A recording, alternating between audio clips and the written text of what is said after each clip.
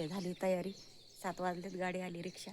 चला bye bye बकऱ्या हो, बाय बाय बाय बाय. चला इकडं रिक्षा आली तिकडं. बाय, चालले, निघाले आता.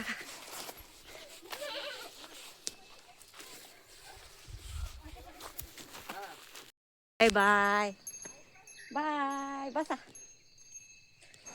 चालली आता, 7 वाजलेत, रिक्षा आली.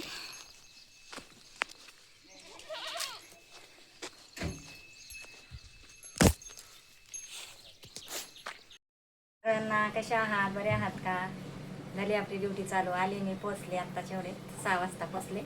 आत्ताच आंघोळ वगैरे झाली, फ्रेश झाले. खूप गरम झालं तर बापा, खूप ऊन आहे.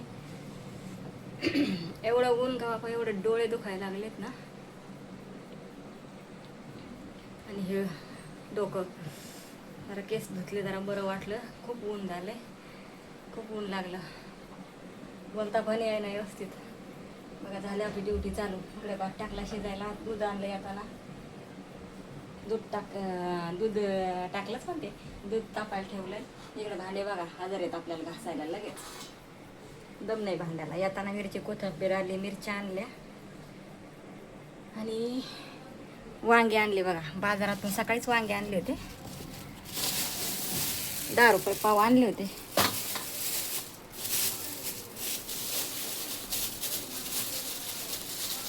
बाजार होता आज, तर मग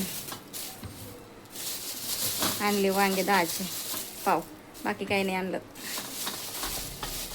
भाजीपाला घ्यावा आणि इथवर वेळेस तर खराब होत आहे, मग काय उपयोग आहे आणायला. म्हटलं जाऊ दे. म्हटलं आता गेल्या गेल्या भाजी काय करावा, भाजीला काय नाही. त्याच्यामुळे म्हटलं चला वांगेच घेते आता. मग ते चांगले वांगे 10चे पाव आणलेत. मस्त काट्याचे वांगे गावाला. 1 मिनिट हा.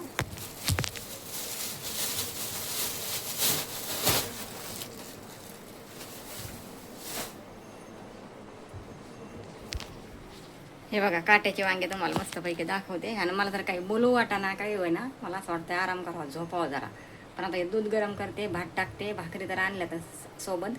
सकाळी केलेला मी रस्त्याने जेवले नाही, काही नाही. 1 वडापाव खाल्ला होता तेवढाच, त्याच्यावरच आले. तर आता वांगे आणलेत बघा मस्तपैकी. तर वांग्याचं कालवण करते मस्त. भाकरी तर आणल्यात. तर काट्याचे वांगे एकदम छान कवळे असे बघा. सकाळी सकाळी एकदम ताजे होते. आता पण आहेत, पण एकदम फ्रेश असे, ताजा माल सकाळचा ना. असं वाटलं होतं कच्चेच खावा की काय.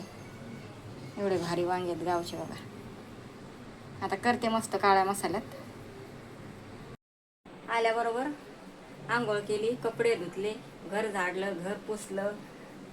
तेव्हा मला बरं वाटलं आता, फ्रेश जरा. घर झाडू मारला, पुसून घेतलं, जरा मला व्यवस्थित वाटायला लागलं आता, जरा फ्रेश. आणि मग गॅस वाट्यावर 1 हात मारला कपड्याचा वरला आणि दूध तापायला टाकलं आणि भात शिजायला टाकलं. तर आता बसते जरा, मी पाणी पिते. पाणी सुद्धा नाही पिले अजून.